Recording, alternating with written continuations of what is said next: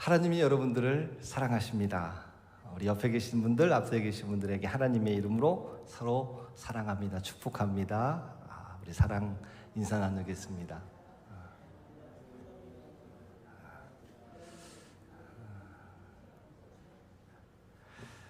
사랑합니다, 축복합니다 하면 다 웃어요. 웃으면 복이 온다고 했는데 요즘 뉴스 보면 별로 웃을 일이 없는 것 같아요. 또 예전엔 그 주일날 예배 마치고 그 저녁에 재미있는 프로그램이 있었어요.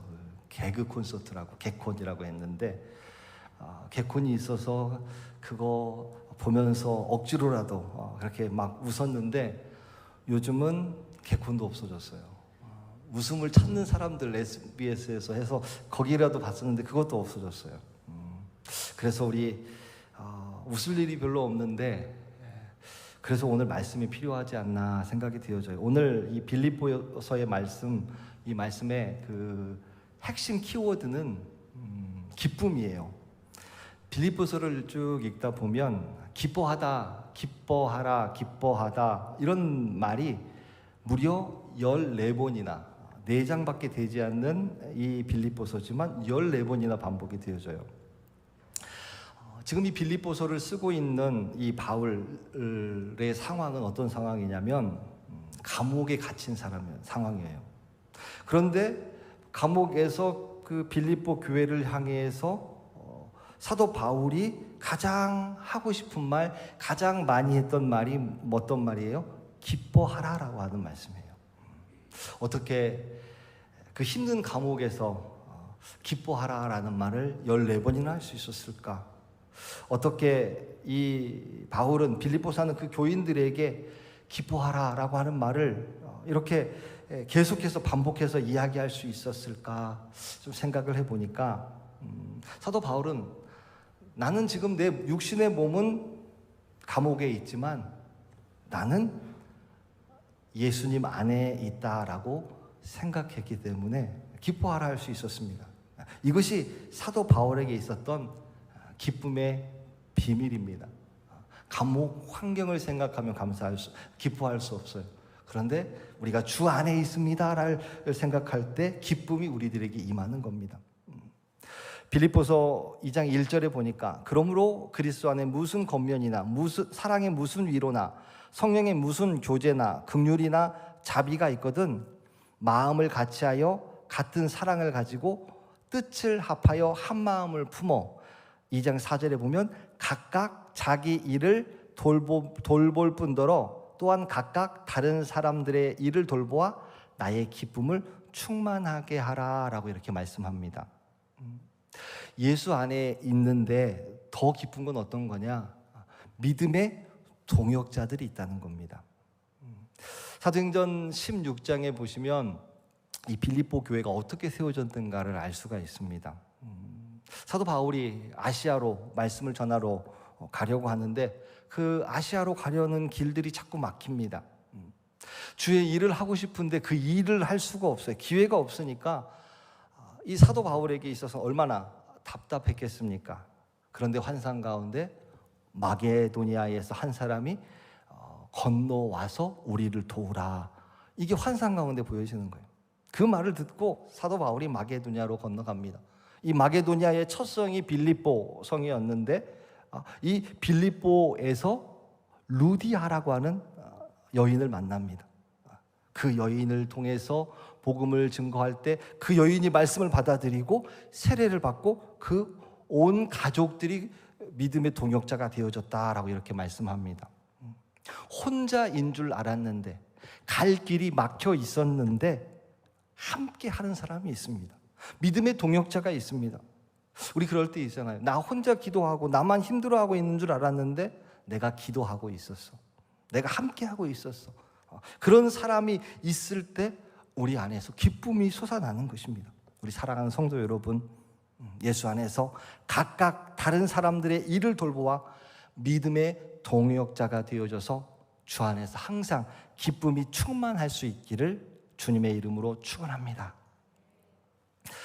사도 바울이 로마의 감옥에 갇혀 있었지만 기뻤다고 그랬습니다. 왜냐하면 로마 감옥에 갇힌 것 그 자체가 주님의 응답이었습니다. 사도 바울이 예루살렘에서 붙잡혀서 유대인들에게 죽임을 당할 그 위기에 빠져 있을 때 주님의 음성이 들립니다.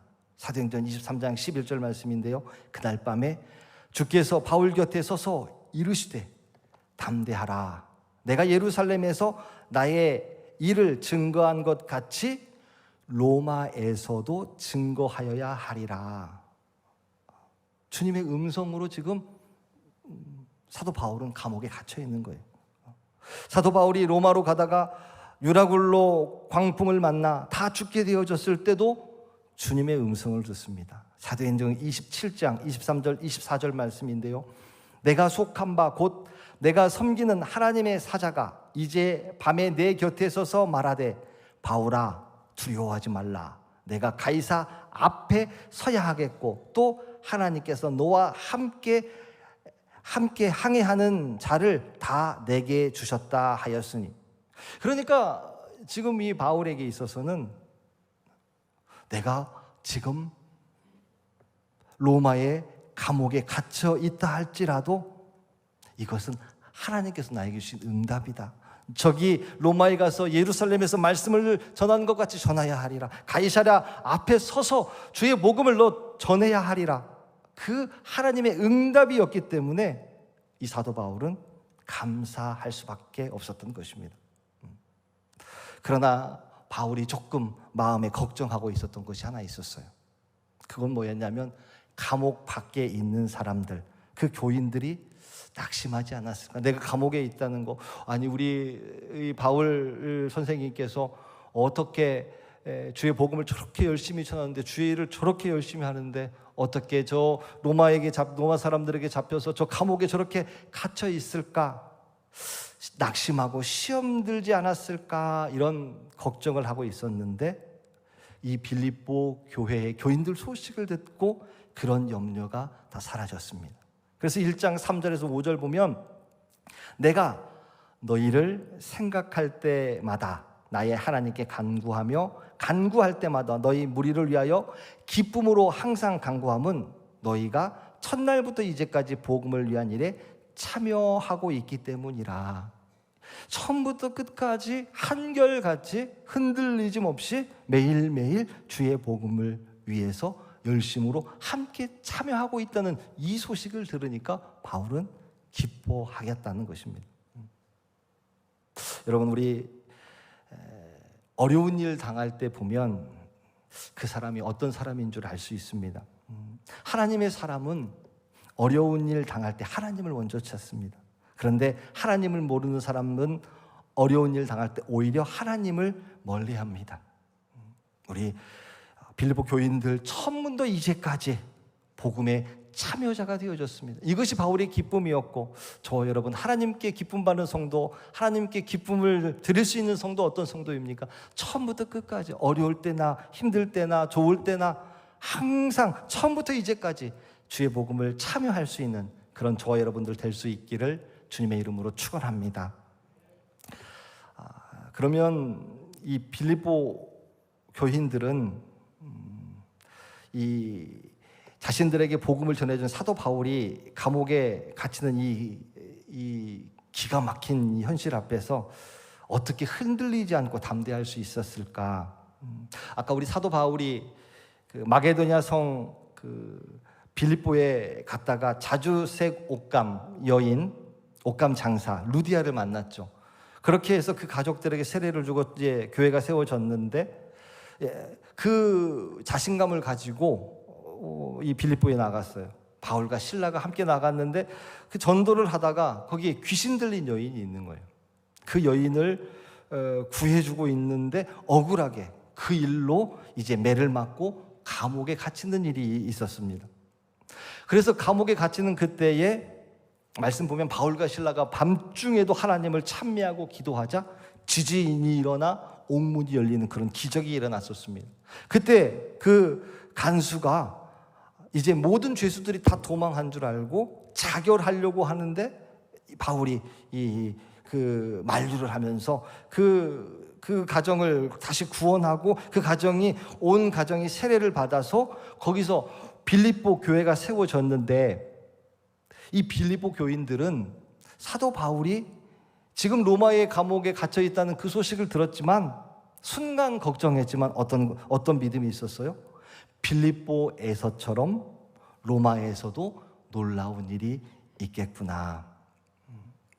빌립보에서 함께 하신 예수님이 로마에서도 사도 바울하고 함께 하실 것을 믿었기 때문에 이 빌립보에 있는 교인들은 걱정보다는 그 믿음으로 그것을 바라볼 수 있었다는 것입니다. 믿음은 여러분 예수님을 바라볼 때 생기는 줄로 믿습니다. 예수님을 바라보면, 나를 바라보면 믿음이 넘어져요. 그러나 예수님을 바라볼 때 그 믿음 가운데 그 일들을 이겨나가게 되어져요. 지난 그 여름에 제가 부산에 갔다가 바다에서 그 패들 서핑 보드라고 하는 것을 배워봤어요. 물 위에 그 널판지 하나 놓고 거기에 떠서 이렇게 패들, 이 노를 저어가지고 가는 거예요. 처음 하는 거니까 막 넘어지고 빠지고 막 그러겠죠. 그렇게 한두 시간 하는데 뭐 수십 번 넘어졌다 빠졌다 하기를 일어서기를 반복을 했었는데, 딱 일어섰는데 안 빠지려고 발에다가 힘을 주니까 그냥 넘어지는 거예요. 그냥 물속에 풍덩 빠지는 거예요. 그렇게 하다가 이제 어느 정도 일어섰는데 이제 내 눈앞에 보이는 그 파도, 그것을 집중해서 바라보다 보니까 또 빠지는 거예요. 나중에 한참 하다가 깨달은 게 뭐냐면, 발에 힘을 빼고 물결을 그냥 그대로 느껴야 되고, 그리고 내 몸 앞에 있는 그 물을 바라보는 것이 아니라 먼 곳을 바라봐야 이 보드 위에서 내가 설 수 있고 거기서 노를 저어서 앞으로 나갈 수 있더라는 거예요. 우리 믿음도 여러분 마찬가지예요. 내 눈앞에 있는 문제에 집중하면 답이 보이지 않아요. 오히려 그것 때문에 내가 넘어져요. 그러나 예수님을 바라볼 때, 예수님을 의지하면 예수님께서 이길 힘을 주시고 앞으로 나갈 수 있는 힘을 더하여 주시는 줄로 믿습니다. 4장 4절 말씀에 주 안에서 항상 기뻐하라. 내가 다시 말하노니 기뻐하라.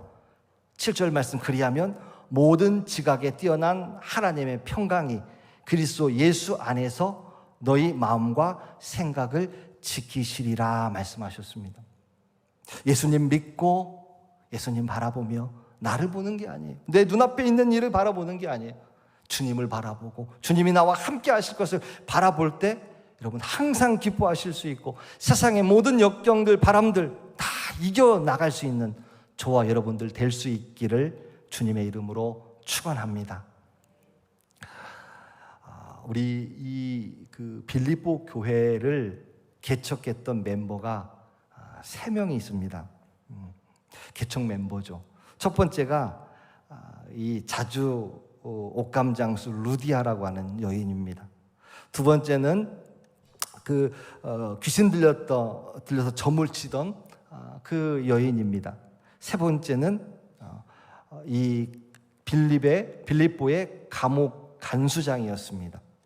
그런데 이 루디아는 아시아인이었고 점하는 여종은 헬라인이었고 간수장은 로마인이었습니다. 루디아는 부유한 상인이고 소녀는 노예였고 간수는 로마의 관리였습니다. 생각해 보면 어떻게 하나 될 수 없는 그런 사람들입니다. 부유한 상인, 노예, 관리. 그런데 이들이 함께 모여서 빌립보 교회를 세워가는 것입니다. 서로 교류할 수 없는 그런 사람들입니다.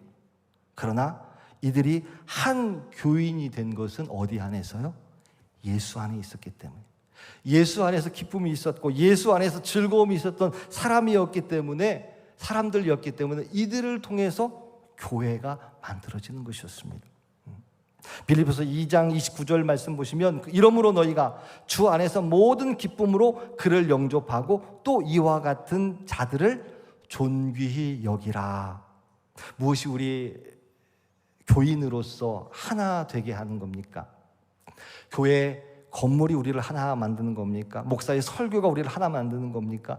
교인들이 친절하다고 우리가 하나가 되어지는 것입니까?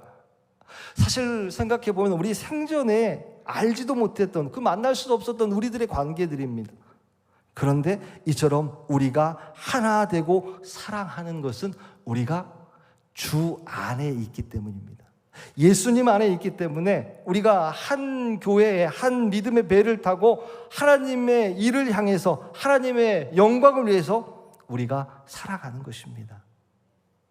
십자가에서 우리의 죄를 위하여서 죽으신 그 예수님, 그것을 우리가 믿기 때문에, 그 예수님을 나의 구주로 받아들이기 때문에, 그 예수님이 나의 주인이 되시기 때문에 우리는 주 안에서 한 몸이 되어져서 우리 서로 사랑하면서 서로 이해하면서 함께 위해주고 기도해주는 그런 믿음의 공동체가 되어지는 것입니다.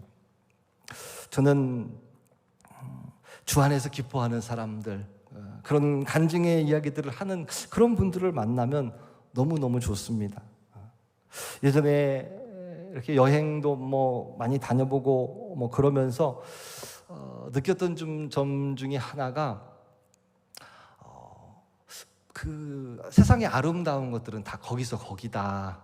그런데 나를 더 기쁘게 하고 즐겁게 하는 게 뭘까? 하나님의 사람들의 일을 하는 거. 그 하나님의 일을 하고 있는 그 사람들을 가서 보고 그 현장 속에서 그 사람들과 이야기하고 그 사람들과 함께 일을 하는 거, 이것이 더 큰 기쁨이 아니겠는가 하는 그런 마음이 들 때가 있었습니다. 아마 그런 마음 때문에 제가 선교사로 나가지 않았었나 생각이 되어집니다. 저는 하나님의 일을 하는 사람, 기쁨을 하시는 분들 보면 참 즐겁습니다. 그런 사람 만나면 이제 갑자기 만났지만 평생 알던 사람처럼 참 친근함을 느낍니다. 이런 사람들이 기억됩니다. 주 안에서 기쁨으로 사는 사람들, 선교사님든 목사님이든 성도든 교우든 그런 분들은 잊혀지지 않고 늘 생각납니다. 보면 또 보고 싶고, 또 오랫동안 보지 않았어도 또 다시 만나면 또 반갑고 또 이야기 나누고 싶습니다. 주 안에서 기쁜 사람들이 하나님께서 우리들에게 그 기쁨을 나눌 수 있는 은혜를 주시기 때문이라고 믿습니다. 언젠가 그 개그 우먼 가운 중에 이 김미아 씨가 써놓은 그 글을 보고 참 많이 웃었습니다. 왜 웃었느냐 하면 이분의 직업이 사람 웃기는 거거든요. 근데 자기는 죽으면서 자기의 묘비를 미리 준비해 놨대요. 그 묘비에 자기는 뭐라고 쓰고 싶느냐면, 웃기고 자빠졌네 김미화. 야, 상당한 어떤 그 깊이가 느껴지는 그런 그 묘비였습니다.